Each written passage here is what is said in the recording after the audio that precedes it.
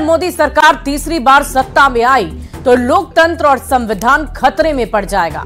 साथ ही पीएम मोदी ने यह भी कहा कि इंडी गठबंधन अगर मजबूत हुआ तो देश को खंड खंड कर देगा। ऐसे में आपका एक एक वोट उनको सजा देगा। गठबंधन वाले और उनके लोग ये झूठ भी फैला रहे हैं कि मोदी तीसरी बार सरकार में आया तो लोकतंत्र और संविधान खतरे में पड़ जाएगा। ये कोई ऐसा चुनाव नहीं गया है जिसमें उन्होंने ये घिसी पीटी कथा न सुनाई हो। अटल जी की सरकार बनी तब भी ऐसे ही गीत गा रहे थे। इसका मतलब इनकी बैंकरप्सी इतनी है कि इनके पास कोई नया आइडिया भी नहीं है। इमरजेंसी के दौरान क्या लोकतंत्र खतरे में नहीं पड़ा था?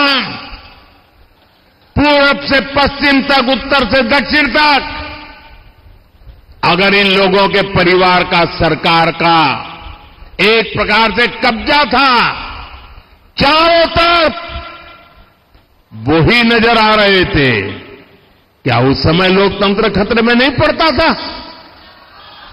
एक गरीब का बेटा जैसे ही देश का प्रधानमंत्री बन गया, इन्हें लोकतंत्र और संविधान खतरे में दिखाई देने लगा।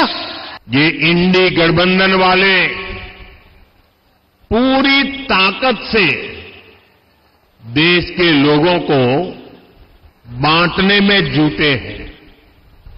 वो जानते हैं कि देश के लोग एकजुट हो गए तो इंडी गठबंधन वालों की राजनीति खत्म हो जाएगी। और नवरात्र के दिन चल रहे हैं, हर तरफ भक्तिमय माहौल है और इस माहौल में चर्चा का केंद्र बनी है प्रधानमंत्री नरेंद्र मोदी की शक्ति साधना। दरअसल पीएम मोदी नवरात्र में व्रत पर हैं और नींबू पानी पीकर ताबड़तोड़ रैलियां कर रहे हैं। पीएम की ताबड़तोड़ रैली से विपक्ष हैरान है।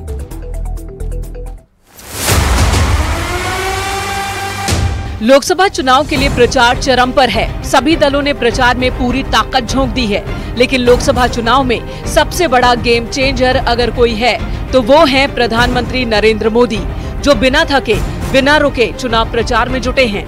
लेकिन जो बात सबसे ज्यादा गौर करने वाली है वो ये कि प्रधानमंत्री नरेंद्र मोदी नवरात्रि में लगातार 9 दिन कठिन व्रत का पालन करते हैं। यानी चुनाव प्रचार की आपाधापी के बीच भी वो न सिर्फ 9 दिन का व्रत रखते हैं, बल्कि पूरी धार्मिक आस्था के साथ सनातन रीति रिवाजों को पूरा करते हैं। प्रधानमंत्री नरेंद्र मोदी की उम्र 73 साल है और इस उम्र में भी पीएम मोदी नवरात्रि के 9 दिन व्रत तो रखते ही हैं, साथ ही अपने कर्तव्यों का पूरी जिम्मेदारी के साथ पालन भी करते हैं। वो उपवास पर होने के बाद भी ताबड़तोड़ रैलियां कर रहे हैं, जनसभाएं कर रहे हैं, रोड शो कर रहे हैं।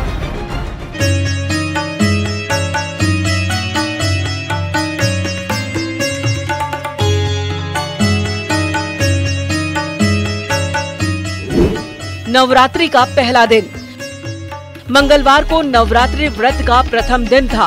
पीएम मोदी ने 3 राज्यों का दौरा किया, जिसमें 2 रैलियां और एक रोड शो था। पीएम मोदी कल सबसे पहले दिल्ली से 350 किलोमीटर दूर उत्तर प्रदेश के पीलीभीत पहुंचे। उन्होंने वहां पर जनसभा की। इसके बाद वहां से 1030 किलोमीटर दूर मध्य प्रदेश के बालाघाट पहुंचकर एक और सभा की। फिर यहां से 1180 किलोमीटर की दूरी तय कर चेन्नई में साई रोड शो किया। गौर करने वाली बात ये कि नवरात्रि के पहले ही दिन पीएम मोदी ने न सिर्फ तूफानी दौरे किए, बल्कि पूरी ऊर्जा के साथ जनता को संबोधित भी किया। नवरात्रि का दूसरा दिन नवरात्रि के दूसरे दिन जहां पूरे देश में मां ब्रह्मचारिणी की पूजा हुई, पीएम मोदी भी पूजा के साथ साथ अपनी सभाओं को करते रहे। व्रत के बीच पीएम मोदी का मिशन दक्षिण जारी रहा।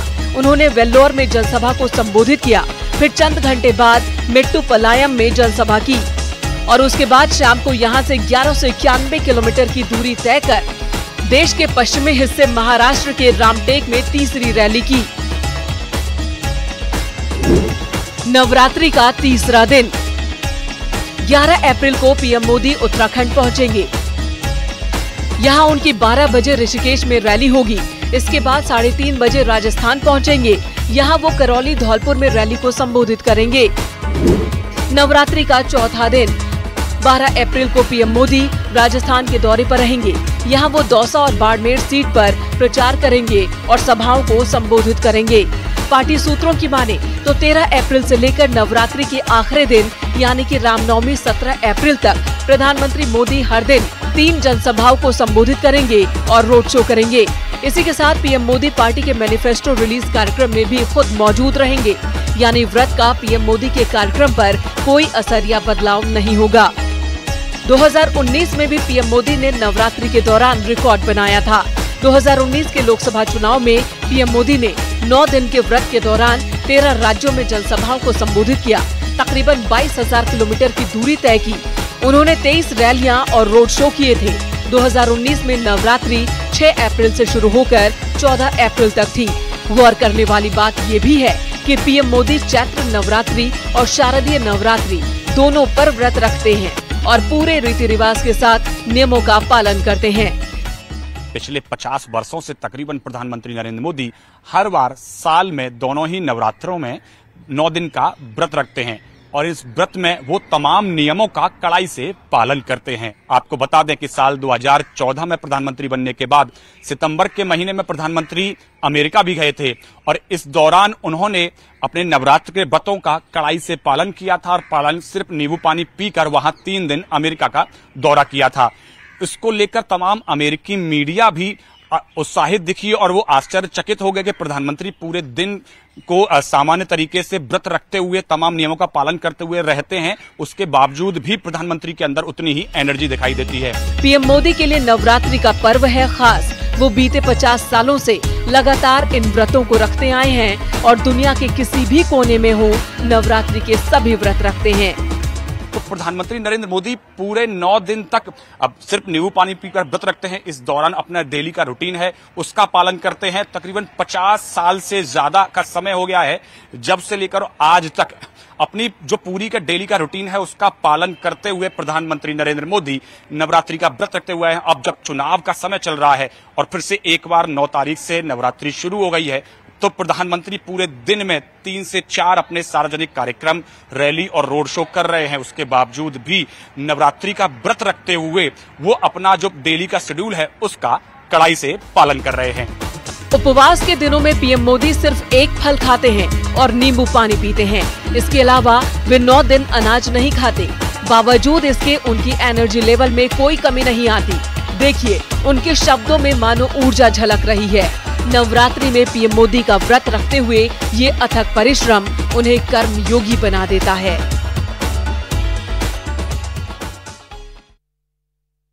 और अगली खबर बगहा से, जहां चोरों का आतंक बढ़ता ही जा रहा है। ताजा मामला लौकरिया थाना क्षेत्र का है, जहां रामपुर चौक पर एक मोबाइल की दुकान को चोरों ने निशाना बना लिया।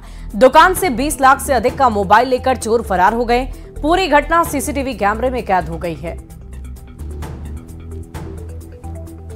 तस्वीरें हम आपको दिखा रहे हैं। घटना सीसीटीवी कैमरे में कैद हुई है। चोरों का आतंक किस कदर बढ़ता जा रहा है उसकी तस्दीक ये तस्वीर कर रही है, जो इस वक्त आपकी टीवी स्क्रीन पर है। चोरों ने मोबाइल की दुकान को ही निशाना बना लिया और 20 लाख से भी अधिक के मोबाइल फोन लेकर मौके से फरार हो गए। आप देखिए कितनी सफाई के साथ इन चोरों ने पूरी दुकान को ही खाली कर दिया है।